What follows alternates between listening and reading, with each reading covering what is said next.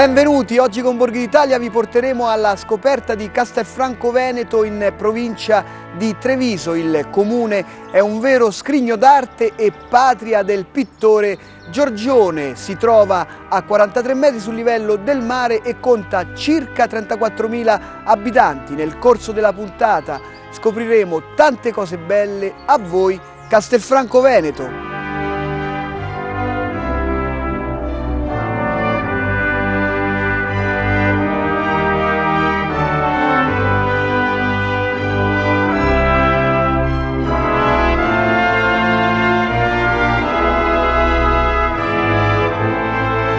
Castelfranco Veneto è stata costruita come roccaforte difensiva dai trevigiani verso fine 1100. Era considerata una città franca dalle tasse perché qui non c'era un esercito a difendere i trevigiani dai vicentini e dai padovani, perché chiunque veniva a vivere in quel di Castelfranco Veneto aveva l'obbligo di armarsi e di difendere la città, e quindi da qua il nome di Castelfranco Veneto, esente da tasse il franco. Siamo stati sotto Treviso fino a fine 1300 e avevamo lo stemma della città di Treviso fino a quella data. Dopo Treviso passa sotto la Repubblica Serenissima e quindi anche Castelfranco Veneto diventa di proprietà, di gestione della Repubblica Serenissima, e da qua cambia anche il nostro stemma. Verso fine 1300 si inseriscono i due leoni di San Marco all'interno dello stemma, che è riportato nel gonfalone della città. Noi possiamo vantare uno dei più bei castelli medievali dell'Alta Italia, perché è un gioiellino che si coglie a colpo d'occhio, che ha il suo corso d'acqua a difendere la roccaforte.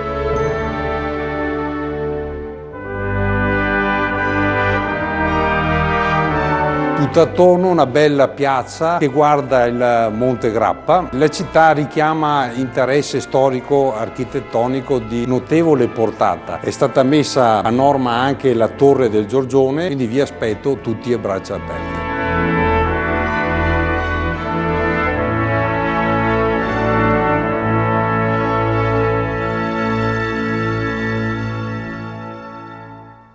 Tra i tanti gioielli di Castelfranco Veneto spicca il Duomo. Andiamo a conoscerlo con il giovane vicario parrocchiale.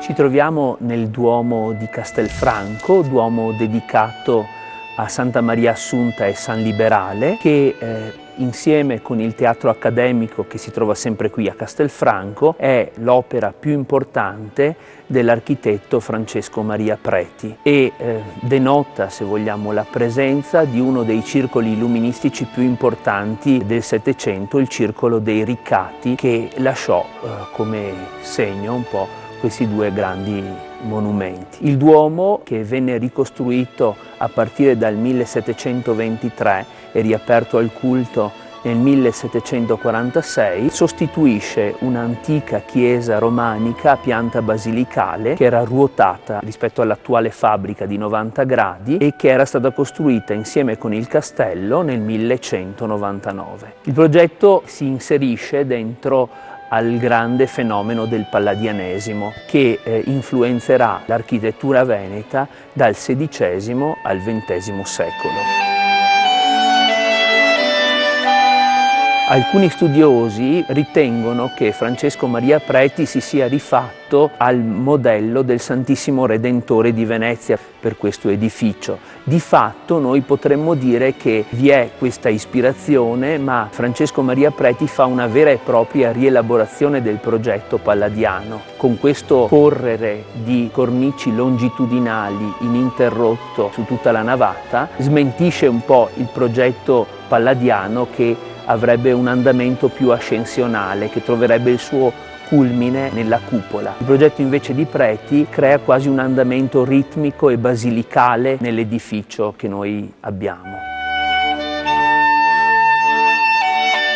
Nel Duomo di Castelfranco è conservata una delle opere della pittura veneta del XVI secolo e tra le più importanti. Si tratta della Pala di Castelfranco, realizzata nei primissimi anni del Cinquecento da Giorgione. Committente dell'opera fu Tuzio Costanzo, celebre condottiero al soldo della Serenissima, ma che in precedenza era stato sodale della regina Caterina Cornaro, prima a Cipro e poi nel feudo di Asolo. La pala rappresenta la Madonna in trono con i santi a destra Francesco e a sinistra un santo armigero che alcuni storici dell'arte hanno riconosciuto come San Giorgio, altri come San Liberale, patrono di Castelfranco e santo al quale è dedicato il Duomo, e altri ancora, secondo recenti studi, a San Nicasio, al quale la famiglia Costanzo era particolarmente devota.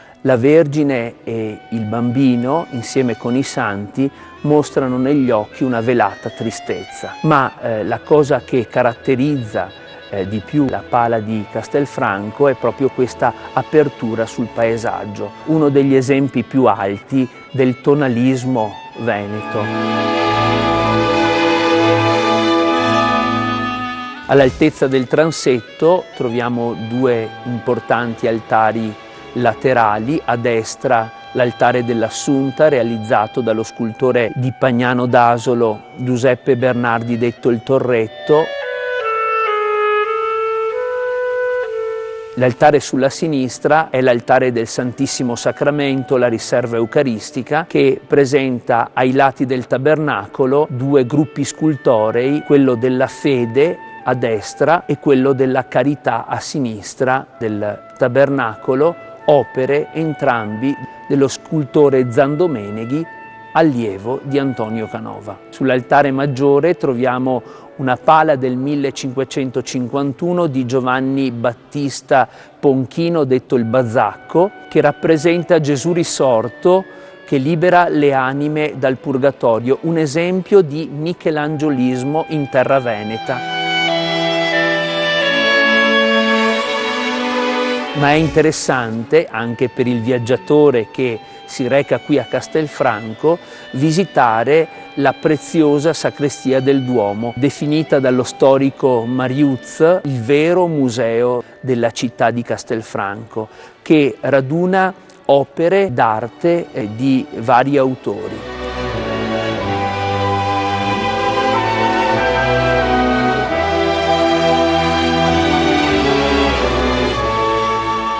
Il nostro Duomo conserva anche la memoria dell'ordinazione a sacerdote di Giuseppe Sarto, il 14 ottobre del 1858, il futuro amato Pio X. La parrocchia negli ultimi anni si sta impegnando molto nella formazione dei giovani. Abbiamo buoni gruppi di azione cattolica, abbiamo il gruppo scout, molto nutrito. Stiamo cercando anche di organizzare una catechesi attraverso l'arte presente all'interno del Duomo di Castelfranco.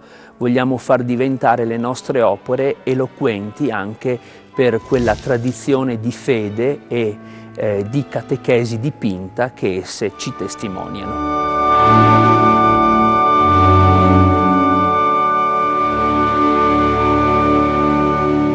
Nell'itinerario artistico-culturale di Castelfranco Veneto non può mancare la raffinata cucina, a voi la gastronomia.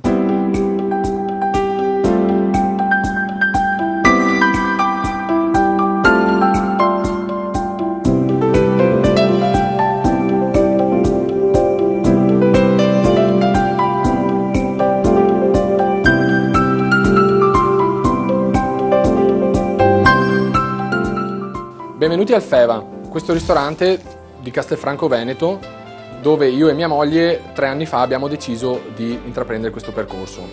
Oggi vi presento 3 piatti identità del nostro territorio, quindi il protagonista sarà il radicchio di Castelfranco Veneto e il radicchio di Treviso. Abbiamo voluto fare un antipasto, un primo e un dessert. Abbiamo lo sgombro marinato, insalata di radicchio di Castelfranco e radicchio di Treviso con maionese al prezzemolo e un'emulsione d'uovo. Poi abbiamo il risotto anguilla del Sile, ostriche, polvere di scalogno e sedano. E poi abbiamo il tiramisù. È una nostra versione del tiramisù perché dobbiamo affondare fino in fondo il cucchiaio per poter godere le consistenze del tiramisù. Allo sgombro e all'insalata di radicchio abbiamo abbinato un incrocio manzoni di Dagnoletti. Al risotto al prosecco anguilla e ostrica abbiamo abbinato un valdobbiadene, quindi prosecco, ovviamente. Al tiramisù abbiamo abbinato un recioto della Valpolicella.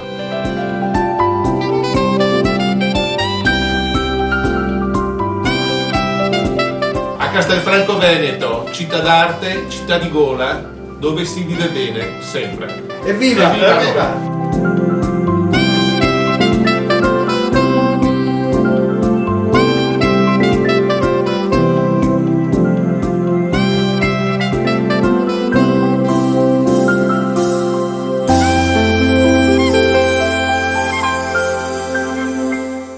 Il Teatro Accademico di Castelfranco Veneto è un'altra eccellenza del territorio. Andiamo a conoscerlo con il suo direttore.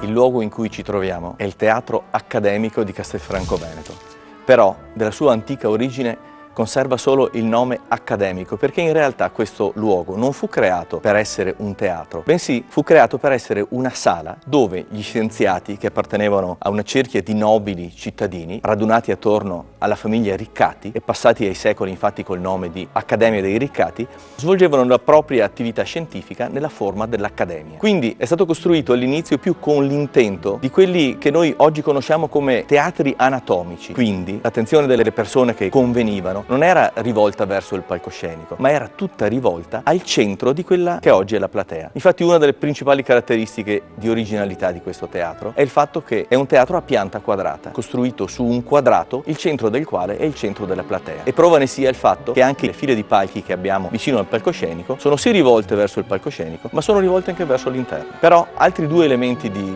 particolarità possiede questo straordinario luogo. La seconda è il fatto che, adempiendo a un preciso volere della committenza, Francesco Maria Preti, l'architetto che lo progettò, realizzò un luogo che potesse essere usato al tempo stesso di giorno con la luce del sole, senza bisogno di illuminazione artificiale, e anche di notte con la luce delle fiaccole, delle torce e delle candele che si usavano a quel tempo. Quindi Francesco Maria Preti creò un unicum nel panorama dei teatri d'Italiana e si può definire infatti teatro emeronizio. Ma la sua principale caratteristica in realtà è che questo teatro possiede un'acustica perfetta, perché uno degli scienziati che faceva parte di questa cerchia era un illustre matematico che si chiamava Rizzetti, che inventò apposta per questo luogo una formula matematica che poi mutuò in molte altre costruzioni, che si chiamò media armonica proporzionale, eccezionalmente udibile in tutti i luoghi del teatro, dall'ultimo palco alla prima poltrona della platea. Queste sono le caratteristiche salienti della costruzione del teatro, che avvenne a metà del Settecento. Una seconda rinascita si ebbe circa un secolo dopo, a metà dell'Ottocento, quando il teatro fu reinaugurato come teatro lirico. Nel periodo tra le due guerre il teatro rimase chiuso e solo negli anni 70 del secolo scorso riprese nuova vita grazie alla municipalità della nostra città, che lo acquistò dagli antichi proprietari e lo restaurò per renderlo quello che vediamo oggi, cioè un vero teatro, un vero luogo principale, possiamo dirlo, di spettacolo nella nostra città.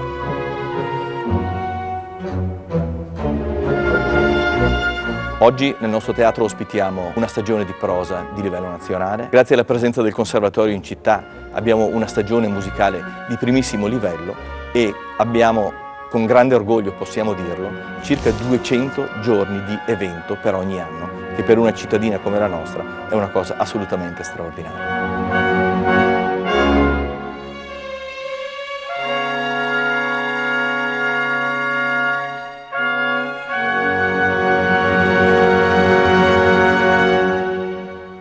Sotto la torre di Castelfranco Veneto andiamo ad incontrare una piccola rappresentanza del Palio Castel d'Amore che a settembre coinvolge tutta la città. La parola allo storico.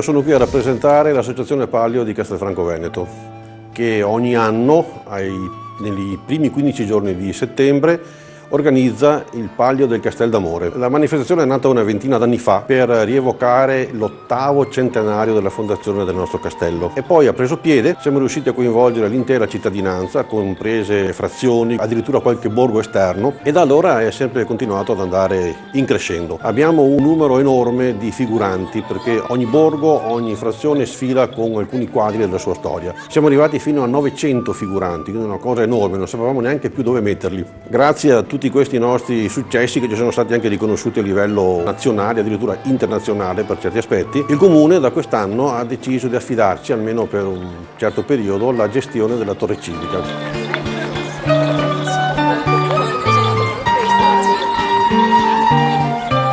Noi abbiamo cominciato ad usarla organizzando all'interno della torre civica stessa proprio una mostra di armi antiche. Ci siamo avvalsi dell'aiuto di un gruppo di rievocazione esterna, le Guardie Nere, che avevano già a disposizione tutta una serie di armi pronte, ovviamente sono ricostruite, non sono le originali, hanno accettato il nostro invito e siamo riusciti a riempire per intero la torre civica, quindi 5 piani interi di mostra delle armi. Ha avuto un notevole successo perché in pochi mesi siamo riusciti a fare addirittura 3.000 visitatori paganti. Ovviamente abbiamo in mente di ampliare l'offerta, di andare ben al di là di una semplice mostra di armi antiche.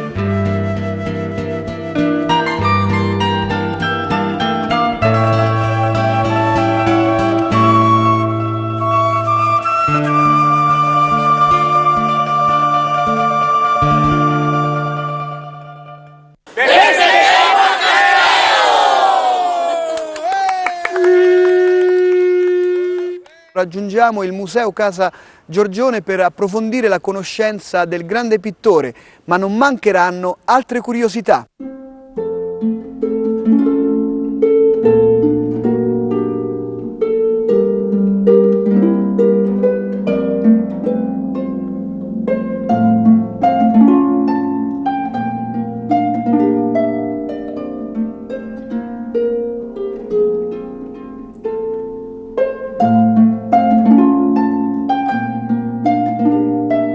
Castelfranco Veneto è una città di medie dimensioni che ha la fortuna di trovarsi al centro del Veneto, sia da un punto di vista geografico che stradale ferroviario, è un retroterra naturale di Venezia e soprattutto ha la straordinaria capacità di offrire 4 eccellenze dello scorso millennio a chi desidera venirla a conoscere. Abbiamo l'eccellenza medievale, ovvero le sue mura, abbiamo l'unicità rinascimentale che è quella di Giorgione, uno degli artisti massimi del Rinascimento e della storia dell'arte.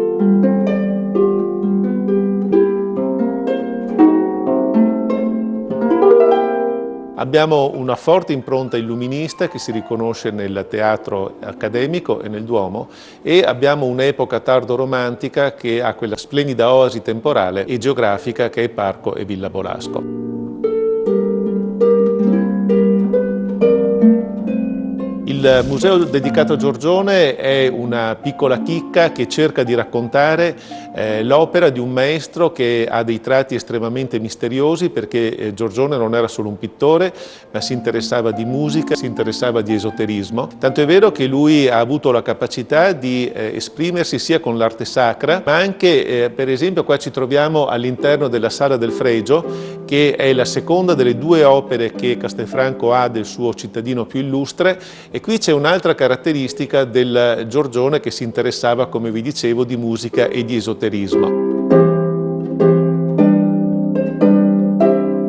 Nella Sala del Fregio ci sono tantissimi messaggi che poi richiedono una lettura attenta, ma che si può già intuire dall'allestimento che si ha al piano inferiore, dove si ricostruisce l'epoca di Giorgione e anche colui che l'ha un pochettino incuriosito all'esoterismo, che è il medico Giovan Battista Bioso, un napoletano che viveva a Treviso e che ha trovato a Castelfranco in Giorgione un ottimo interlocutore con cui confrontare il suo pensiero.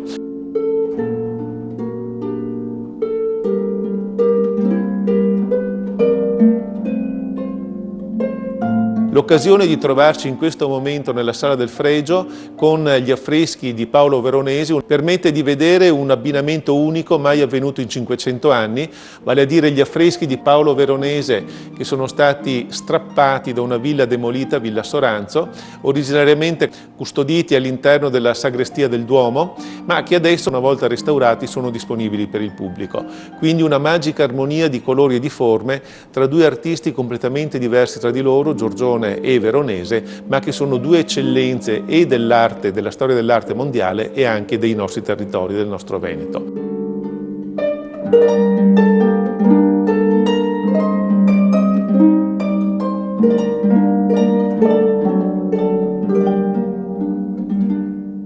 Parco e Villa Bolasco hanno un'origine nel Cinquecento, quando c'era una villa di patrizi veneziani con un giardino all'italiana. Al cadere della Serenissima questa villa è stata demolita, sono subentrati dei nuovi proprietari che hanno eretto una nuova costruzione con delle caratteristiche estremamente originali e interessanti, ma forse la cosa più bella del compendio Villa e Parco Revedin Bolasco è appunto il suo parco.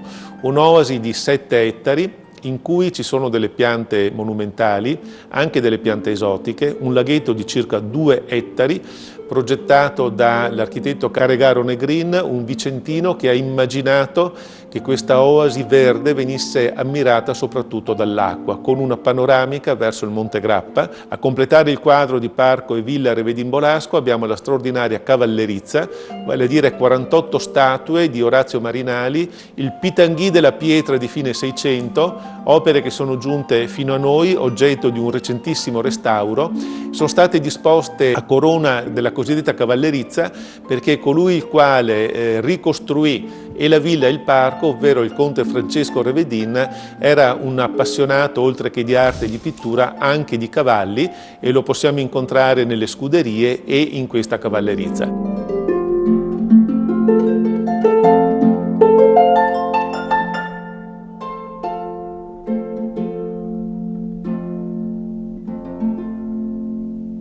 Un altro itinerario da non perdere a Castelfranco Veneto, in provincia di Treviso, è quello riguardante le ville storiche. Sono tante e variegate, qualcuna l'abbiamo visitata per voi.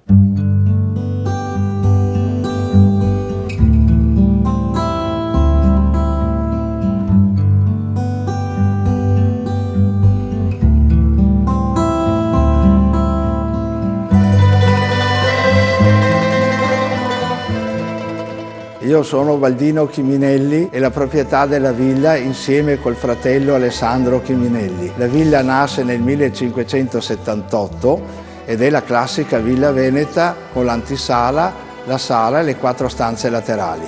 Gli affreschi sono attribuiti a Benedetto Cagliari.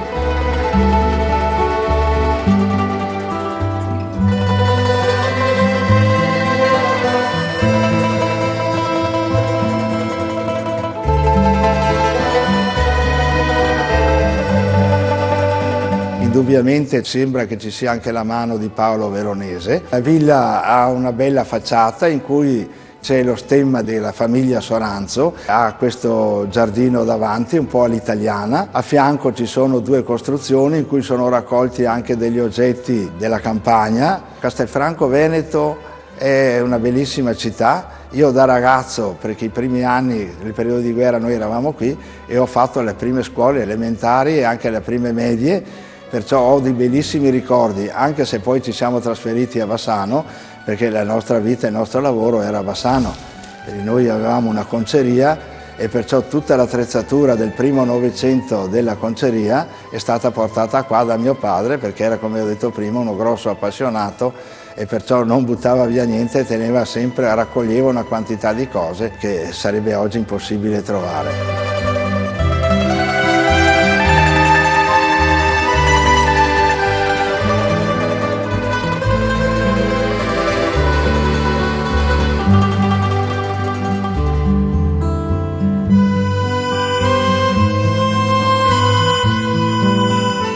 Siamo a Castelfranco Veneto, in provincia di Treviso, Golf Club Caamata, campo costruito nel 1992 all'interno di una bellissima villa veneta del Settecento. Non abbiamo cambiato niente a livello di struttura e soprattutto di visibilità. Abbiamo una bellissima vista sul Monte Grappa, il campo è costruito con dei bellissimi laghi naturali e artificiali, con dei bellissimi torrenti che attraversano il percorso. Campo scelto soprattutto dai molti turisti che vengono a visitare la città di Castelfranco Veneto.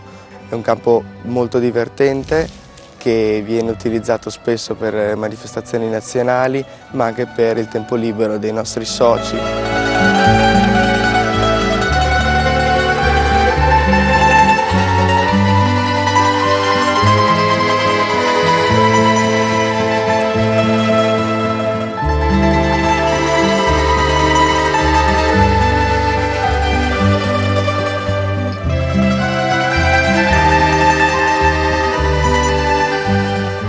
Perché se uno viene in Castello... Che c'è tante robe belle da vedere qua.